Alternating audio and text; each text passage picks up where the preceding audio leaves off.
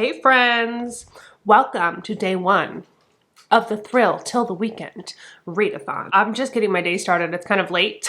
I'm eating my breakfast at 12:45 in the afternoon. It's fine. I figured I'd just sit down with you and talk about books that I'm going to be reading, potential books that I might read for this vlog. So I started our group book, Infinite, by Freeman, at 12 o'clock on the dot this morning. Read a couple chapters and went to sleep. I have now read another chapter, so I'm 3 chapters in. I think it is similar to like a Blake Crouch, which I've read a couple of his books and really enjoyed. We're talking about parallel universes, so this is right up my alley. I think the writing is really great so far too. But basically, he's in this car accident with his wife where there was flooding or something. He didn't see it coming. The car goes off a cliff into the water, sinks down. He's not able to save his wife and she dies. But he swears that there was a person standing at the top of the cliff as they were going over who he was begging for help, and he hasn't told anybody, but he thinks that person was him. And so I think it's going to be this kind of competing between different versions of yourself trying to steal that version of your life type of thing. It's so far really short chapters, so it's keeping me invested and I'm excited to get farther into this. This will be my first read. After that, I have several choices. I just got this in yesterday, the new Stephen Graham Jones, so I'm really excited to read this, although it is like a 400-page book. So I don't know if it's something I want to start for a 3-day readathon because I want to get as many books read as I can, but we'll see. Maybe if I'm doing really well, I'll pick this up towards the end. I also have this short book, Ring Shout by P. Djeli Clark. This is kind of like a Ku Klux Klan story. I think there may be some kind of fantasy element. The people of color basically fight back and like hunt down the KKK. I think. I don't know. In America, demons wear white hoods. So maybe the KKK are actual demons. I don't know, but it's really short, under 200 pages, about 185 pages, so that's an option. Cabin at the End of the World by Paul Tremblay, another one. I've actually started this and never picked it back up. I don't think I'm that far into it though. Looks like 20 pages into this. We're following this family who's going on vacation in I think Canada or Northern America, I'm not sure. There's 2 dads and a little girl and they're approached by this group of people who tell them that they either have thing or the world's gonna end. Sounds terrifying. Definitely still interested in this.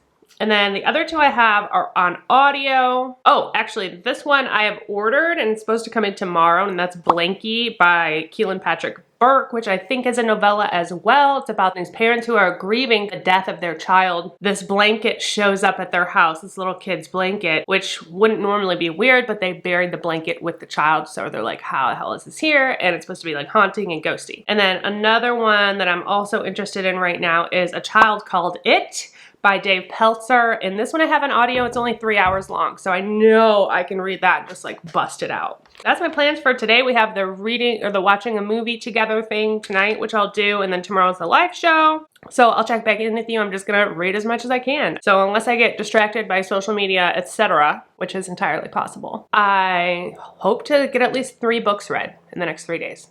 So, you know, I attend this women's school. Watching the movie.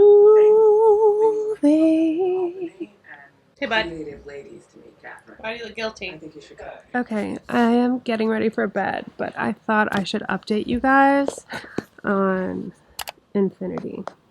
I am about halfway done with this book. I wanted to get to the blue tab, and you can kind of see how far I actually made it. Not close enough to the blue tab, but I made it pretty much exactly halfway. I am enjoying it. There were a couple interesting twists in there that I liked. I don't like that he's being pursued by the cops. For some reason that like triggers me. And I'm just like, like a bad kind of anxious about it. I don't know, it makes me really nervous. More accessible than Blake Crouch, I think. I'm actually getting some Midnight Library vibes from this. I like the art culture in this. I like the talk of Chicago. I love Chicago as a city, so it's fun to be able to talk about. Anyway, I'll check in tomorrow. I wanted to finish this today. It didn't happen. Try to read a little bit more and go to sleep, but I will check back in tomorrow. Hello, good morning. Okay, y'all. I want to talk about something real quick. I'm trying to to read today. I'm trying to read this book. I want to finish this book, but I can't right now because I'm so distracted by everything that's going on in Texas. So yesterday, September 1st, a law went into place. If you're not aware of Roe v. Wade in 1973, it allowed women the right to have an abortion up to 24 weeks, I think it was, into a pregnancy.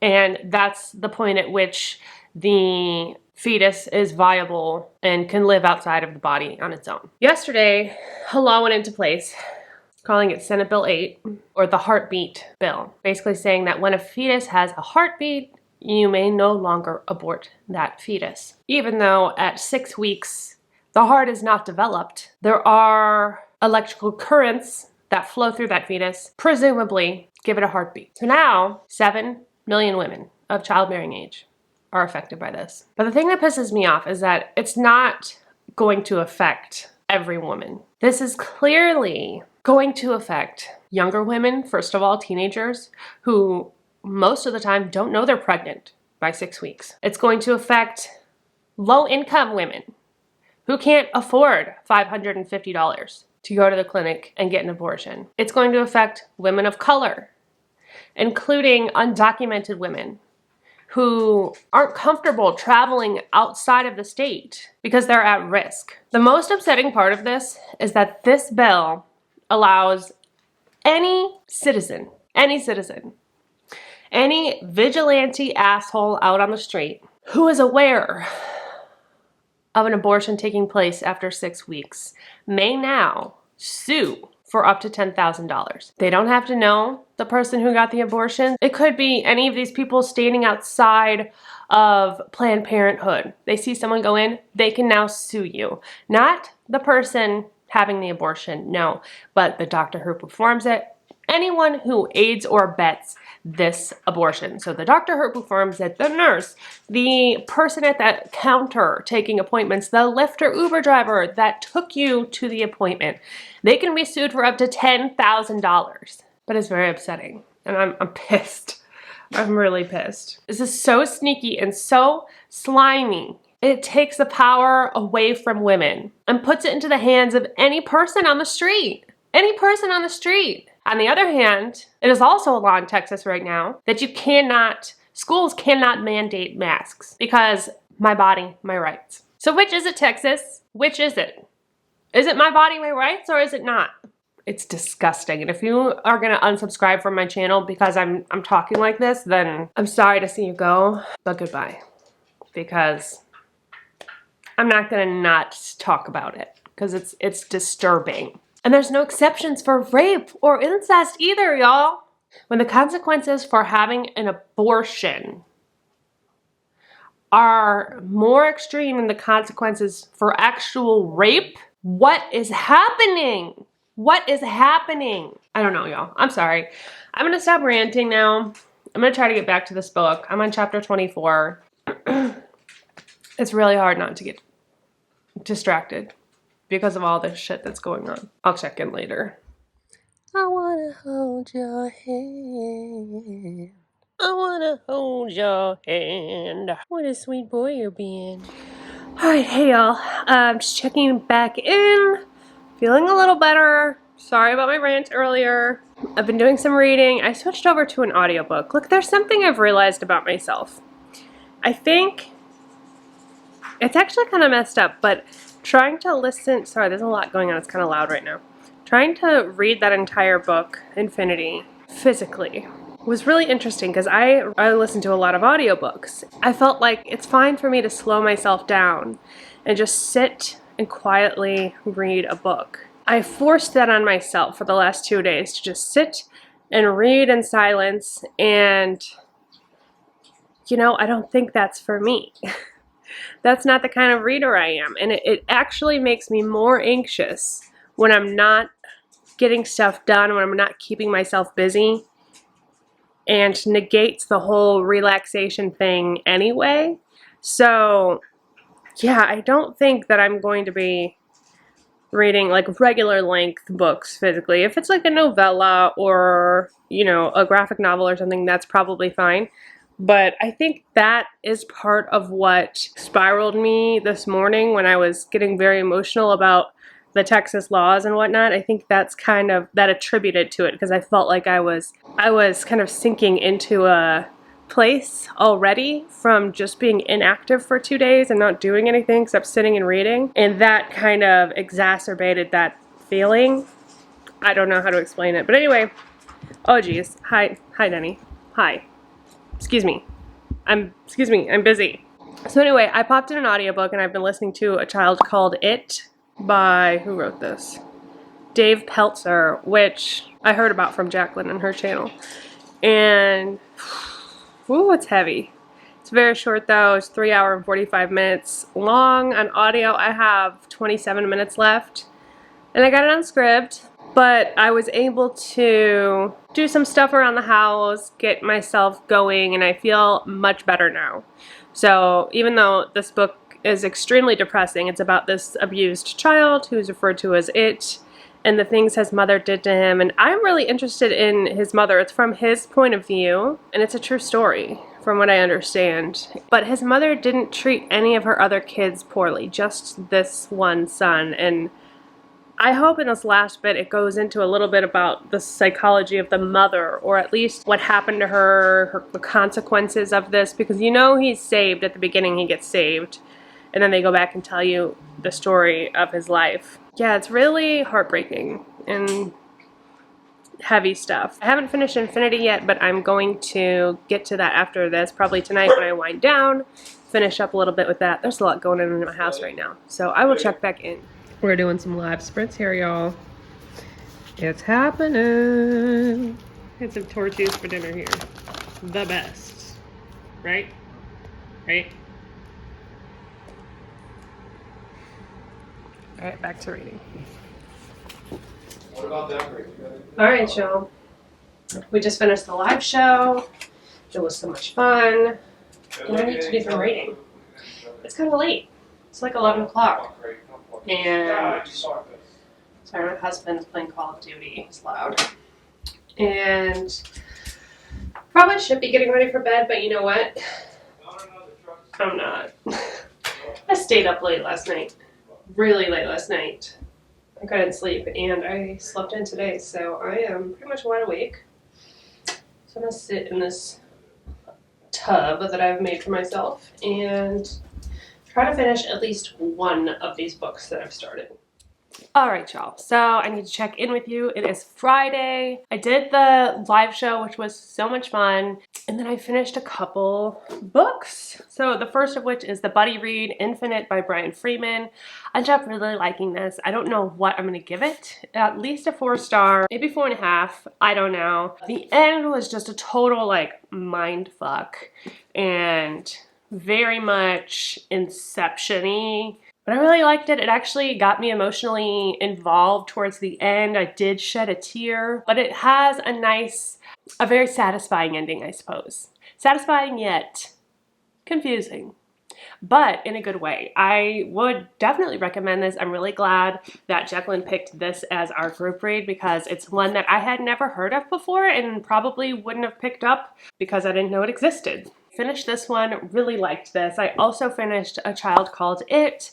Again, satisfying ending. I feel for this author because he actually, I think this is a true story and that he actually experienced this and he went on to become a father and a loving, doting father, which is amazing because I feel like he's probably the exception to the rule when it comes to abuse in families. It tends to, maybe not tends to, but oftentimes it becomes cyclical, and this revolving door of going from victims to then becoming abusers, which is just the saddest part of it for me. But he was able to overcome that, and it just goes to show that you are more than your trauma. You are bigger than that. You make your own choices. And I think it's just a really important story. And I think he's so brave to have told it and written about it. And I think it's going to help other people as well if it hasn't already. I'm sure it already has. I enjoyed reading that. And now I have started Blanky by Kealan Burke. This one, it's weird because the way this was pitched to me was that obviously it's about grief and loss. This couple loses their baby. And I don't know if it's SIDS or what, but they wake up and their child is no longer alive. They find this Blanky, but the Blanky had been buried with the child, so how did it get there? And I hope that's not a spoiler because that's how it was pitched to me. But as I'm reading it, I'm on chapter 3, I'm 20 pages in. This is a 75-page book, so it's really short. It doesn't seem like the parents did bury the Blanky with the baby. So I don't know where that came from, if I just got the wrong impression when I heard about this or what. But so far, we're really dealing with the grief of the loss of their child and the trauma that these parents are both going through, struggling with their own relationship with each other and the house they lived in and all of these things that are triggering memories of their baby and their child that they're trying to get past, but still deep in that grief. So far, nothing like haunting or anything really scary has happened, but the writing style I'm really enjoying. He has a very, it's almost like I would say like a literary style of writing. It's the sentence structure is really thoughtful, I guess. 20 pages into this and I'm liking it so far. Definitely finish this today for the end of this readathon, and if I do that, I will have finished 3 books in 3 days,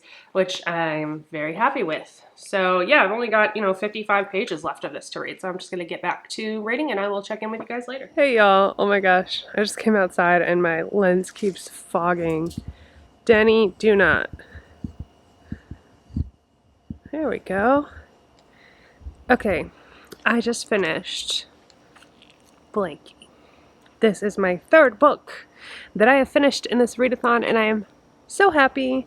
Granted, 2 of them were rather short, but I read 2 books completely physically, including this and Infinite. Oh, what is that? I think that was a rat. I think my dog's chasing a rat. Alright, Ratatouille. Okay, anyway.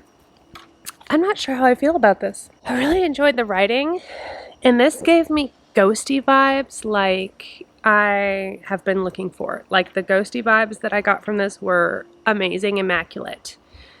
Picture little porcelain baby dolls with baby fingers coming out of their eyes. Really creepy vibes. What I was saying earlier, it's on the back of the book, what I had told you from the beginning. So that's all in here. I was right. It wasn't a spoiler. None of that. But the ending, I don't know about the ending. I'm kind of confused, and it didn't wrap up quite like I wanted it to. So I'm probably going to sit at like a 3.5 on this, because I did like it, but this guy's vocabulary made me feel like an idiot, but I respect it. It was very collegiate. It felt very... some people would probably describe this writing as pretentious, but I like that kind of shit. So I enjoyed it. He's obviously a very smart man, this Kealan Patrick Burke. Very smart man. That's going to be it for this Thrill to the Weekend vlog and for this readathon. Thank you guys so much for having me on the live show. I had such a blast. It's been so much fun. Don't forget that life is short. So read Riley. Goodbye.